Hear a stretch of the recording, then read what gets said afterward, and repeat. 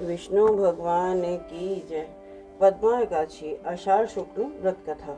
ओम नमो भगवते वासुदेवाय नमः। सूर्य वंश में सत्यवादी प्रतापी मंधाता नाम का चक्रवर्ती राजा था। वह राजा धर्म से अपने पुत्र की तरह प्रजा का पालन करता था। एक समय की बात है, 3 वर्ष तक उसके राज्य में वर्षा नहीं हुई। इससे उसकी प्रजा भूख प्यास से पीड़ित होकर व्याकुल हो गई। अन्न के अभाव में पीड़ित होने के कारण उसके राज्य में अकाल पड़ गया।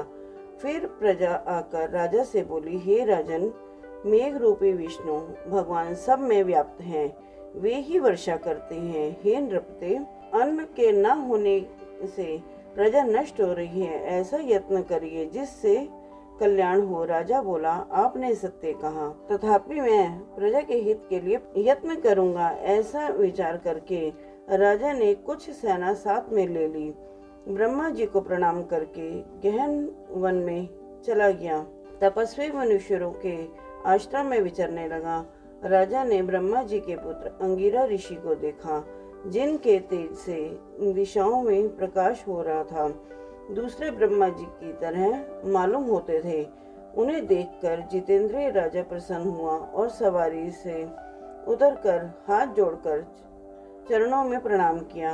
ऋषि ने आशीर्वाद देकर राजा के 7 अंगों की कुशल पूछी। फिर मुनि ने राजा के आने का कारण पूछा। राजा ने अपनी कुशल और आने का कारण सुनाया।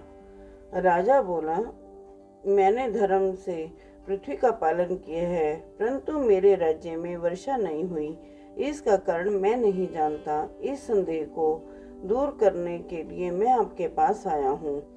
शांति और कल्याण की विधि से प्रजा के सुख का करिए। ऋषि बोले, हे राजन, यह सतयुग सब युगों में उत्तम है। इस युग में मनुष्य ब्रह्म ज्ञानी है। इसमें धर्म के चारों वर्ण वर्तमान हैं। इस युग में वर्तमान है। इस युग में वर्तमानों के सिवा और कोई तपस्या नहीं करते। हे राजेंद्र, तुम्हारे देश में शूद्र तप कर रहा है। उसके अनुचित कार्य करने से वर्षा नहीं हो रही। उसको मारने का उपाय करो, जिससे दोष शांत हो। राजा बोला, तप करते हुए को बिना अपराध मैं नहीं मारूंगा। दुख दूर करने को धर्म का उपदेश दीजिए। ऋषि बोले, हे राजन, जो ऐसा है तो एकादशी का व्रत करिए। आषाढ़ के शुक्ल पक्ष में पद्मा नाम की एक प्रसिद्ध एकादशी है।